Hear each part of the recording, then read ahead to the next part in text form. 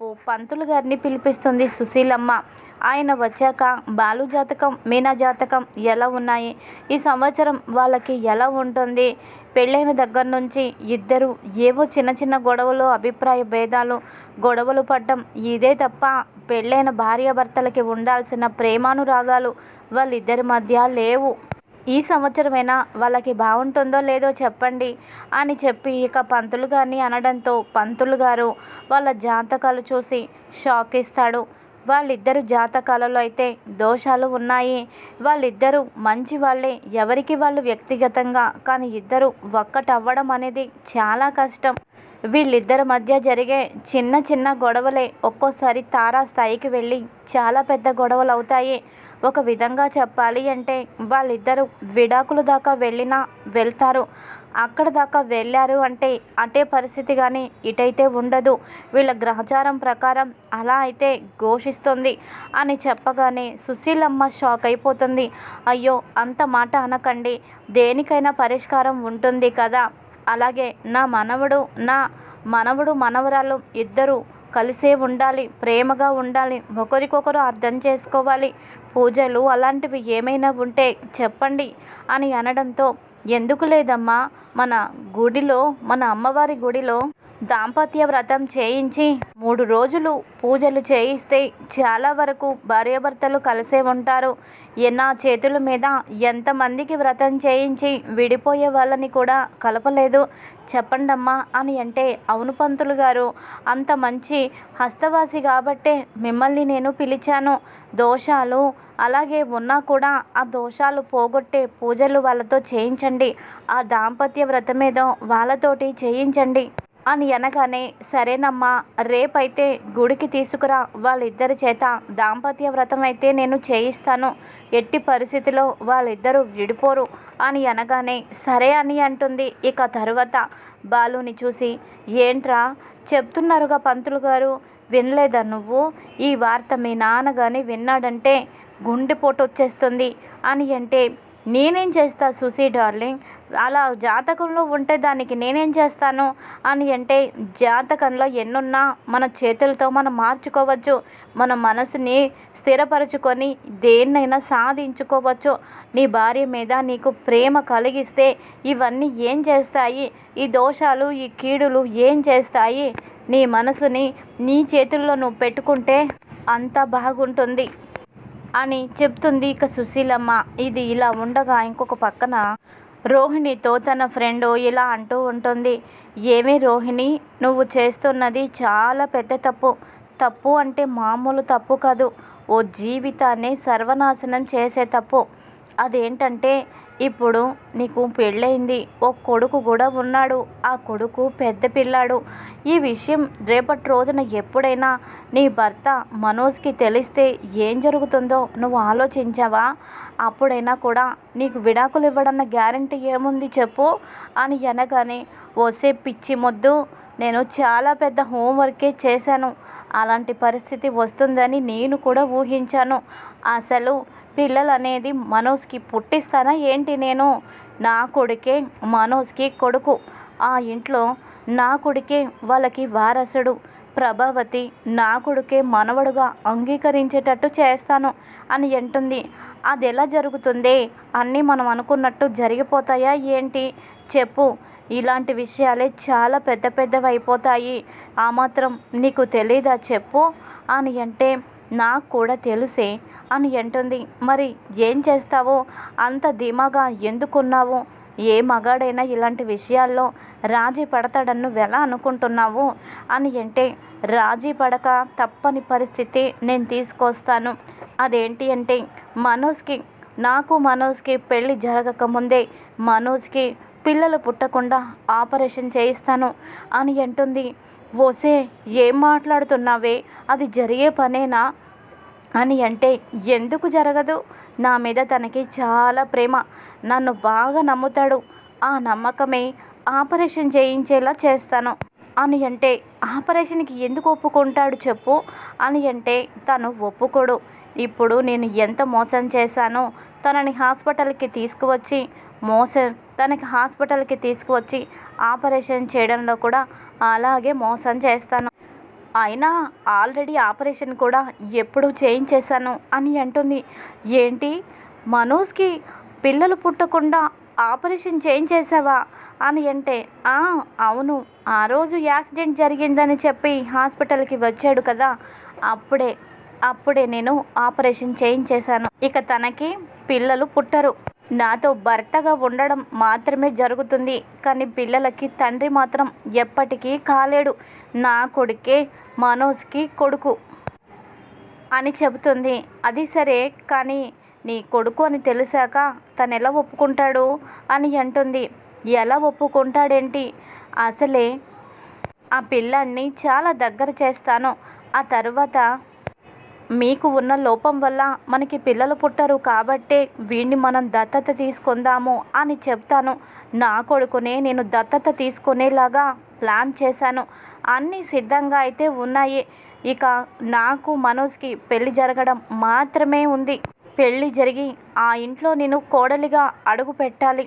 ఎవరూ లేని నా కొడుకుకి ఆ కుటుంబం ఓ అండగా ఉండాలి.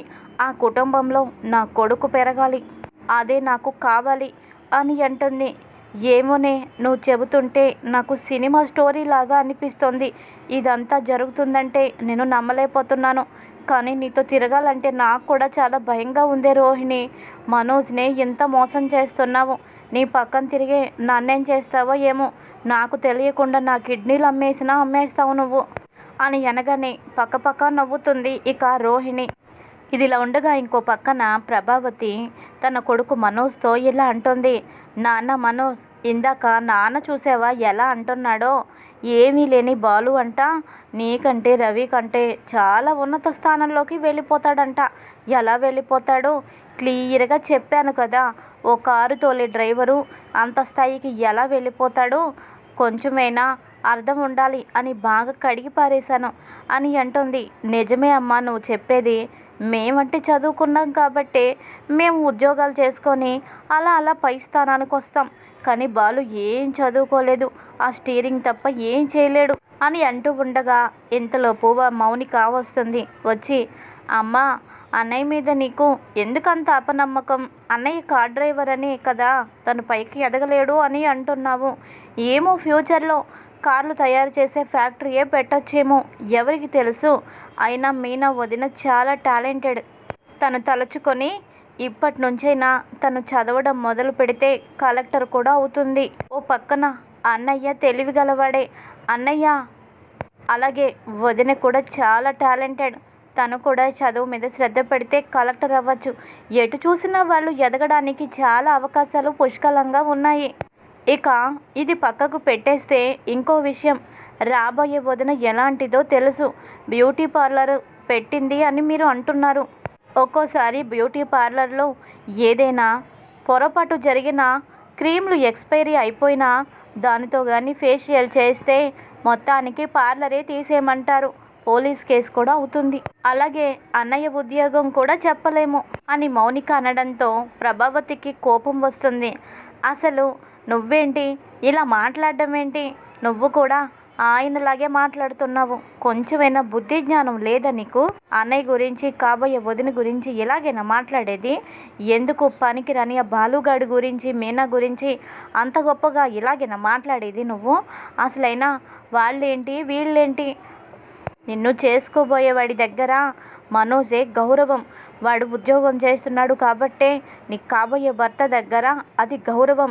మా అన్నయ్య కారు తోలుతాడు అని తెలిస్తే నీకేమైనా గౌరవం ఉంటుందా అని అంటుంది ఇక మౌనికని.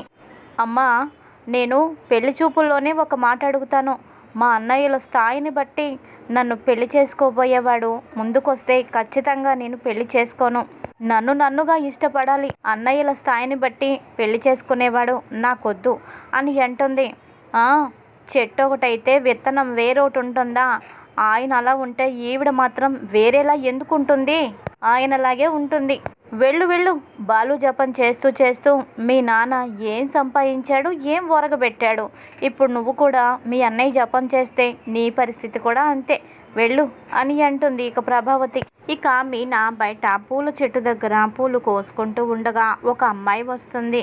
వచ్చి, అక్క, నువ్వు చాలా బాగున్నావు అక్క, నీ పేరేంటి అని అడుగుతుంది. నా పేరు మీనా అని అంటే, అక్క అచ్చం నువ్వు సినిమాలో మీనాలాగే ఉన్నావక్క అని అంటుంది. ఇక మీనా నవ్వుతుంది.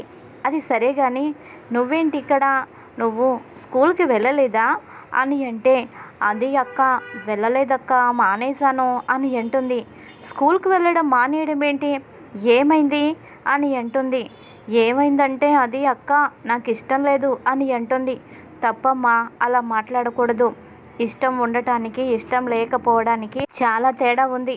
ఇప్పుడు నీకు ఇష్టం లేకపోయినా నువ్వు బాగా చదువుకుంటే రేపటి రోజున అదే నిన్ను నీ కాళ్ళ మీద నువ్వు నిలబడేటట్టు చేస్తుంది. అయినా అంత కష్టంగా భావిస్తున్నావేంటి, ఇష్టంగా చదువు, అప్పుడు నీకు ఏ కష్టం అనిపించదు అని అంటే, అది అక్క ఏం లేదు, ఈ మధ్య స్కూల్లో సరిగ్గా చెప్పడం లేదు. కొత్త సారు వచ్చారు, ఆయన సరిగ్గా చెప్పడం లేదు. నాకు అసలు ఏమీ బుర్రకెక్కడం లేదు. అసలు ఏమీ నేను రాయలేకపోతున్నాను, చదవలేకపోతున్నాను. మొన్న ఎగ్జామ్లో కూడా అన్నీ ఫెయిల్ అయిపోయాను. అందుకనే నాకు ఇష్టం లేక నేను మానేశాను. అమ్మతో పాటు నేను కూడా కూలి పనులకు వెళ్ళిపోతానక్క అని అంటుంది. తప్పమ్మా, అలా మాట్లాడకూడదు. అమ్మంటే ఆ రోజుల్లో పరిస్థితులు వేరు కాబట్టి కూలి పనికి వెళ్తుంది. కానీ ఇప్పుడు రోజులు వేరు. ఇప్పుడు చదువుకోవాలి. ఎంత కష్టమైనా చదువుని మాత్రం ఆపకూడదు. అమ్మ కూలి పనికి వెళ్ళి, నువ్వు కూలి పనికి వెళ్ళి, నీ పిల్లలు కూలి పనికి వెళ్తే ఇక ఇలాగేనా చెప్పు, మారాలి కదా. ఖచ్చితంగా నువ్వు చదువుకోవాలి. నువ్వు చదువుకుంటే మీ అమ్మ కూడా సంతోషంగా సుఖపడుతుంది. అసలు నీ ప్రాబ్లం ఏంటి, నీకు చెప్పేవి అర్థం కావడం లేదు అంతే కదా. ఇక్కడ నేను చాలా రోజులు ఉంటాను. అప్పటి వరకు నీకు ఏమేం చెప్పాలో అవన్నీ నేను చెబుతాను అని అంటే, అక్క నువ్వు బాగా చదువుకున్నావా అని అంటుంది. బాగా అంటే చదివిస్తే చదువుకునేదాన్ని, కానీ ఉన్నంతలో నేను బాగానే చదువుతాను. నేను డబ్బు లేక మానేశాను, చదువు మీద ఇష్టం లేక కాదు. కలెక్టర్ చదవాలని నాకు ఎప్పుడూ ఉండేది. మా ఆర్థిక పరిస్థితుల వల్ల నేను చదువుని ఆపేయాల్సి వచ్చింది. అది సరే కానీ నువ్వు వెళ్ళి బుక్స్ తెచ్చుకో, నీకు 2 రోజుల్లోనే అంతా అర్థమయ్యేలాగా నేను చెప్తాను అని చెప్పి ఆ పాపకి చాలా బాగా ట్యూషన్ చెప్పి బాగా అర్థమయ్యేటట్టు చెప్పి 2 రోజుల్లోనే పూర్తిగా మార్చేస్తుంది. ఇక అదంతా చూసిన సుశీలమ్మ, బాలుగాడు చాలా అదృష్టవంతుడు. చదువుకున్న అమ్మాయి, తెలివిగల అమ్మాయి వాడికి భార్యగా వచ్చింది. బాలు వల్ల కాకపోయినా ఈ అమ్మాయి వల్లైనా బాలుగాడి తలరాత ఖచ్చితంగా మారుతుంది అని అనుకుంటూ ఇక బాలుతో, ఏరా బాలు, నీ భార్య గురించి ఏ రోజైనా నువ్వు శ్రద్ధ పెట్టావా అని అంటే, ఏం పెట్టమంటావు డార్లింగ్, తను ఓ పూల గంప, చాటంత నోరు, ఇంకా అలా ఒక్కొక్కటి చెప్తూ ఉంటాడు. చాలే ఆపరా, నీ భార్య ఓ చదువుల సరస్వతి అని చెప్పి జరిగిందంతా కూడా బాలుకి చెప్పడంతో బాలు షాక్ అయిపోతాడు. పూలగంపలో ఈ టాలెంట్ కూడా ఉందా అని అనుకుంటాడు. ఏం చేస్తావో నాకు తెలీదు. ఇంట్లో నీ భార్య ఖాళీగానే ఉంటుంది కదా, ఆ టైంలో నీ భార్యకి పుస్తకాలు తెచ్చివ్వు, తను చదువుతుంది. చదువుకున్న భార్య ఇంట్లో ఉంటే నీకు రేపు రోజున నీకు పుట్టబోయే పిల్లలకి మీ భవిష్యత్తులే బాగుంటాయి అని అనడంతో, డార్లింగ్ నువ్వు చెప్తున్నావు, నాకు ఇంట్రెస్ట్ ఉంది అని మీనా నాతో అడిగితే నేనెందుకు కాదంటాను అని అంటాడు. ఇంతలోపు మీనా వచ్చి, నాకు కూడా ఇష్టమేనండి, కానీ అత్తయ్య గారు అని అంటే, ఓ అమ్మ సంగతి నేను చూసుకుంటాలే, అయినా అమ్మెందుకు కాదంటుంది, అస్సలు కాదందు అని అంటాడు బాలు. ఇది ఈరోజు ఎపిసోడ్. మరి తర్వాత ఏం జరుగుతుంది, కథలో ఏ విధంగా మలుపు తిరగబోతోంది, ముందు ముందు తెలుసుకుందాం. Thanks for watching.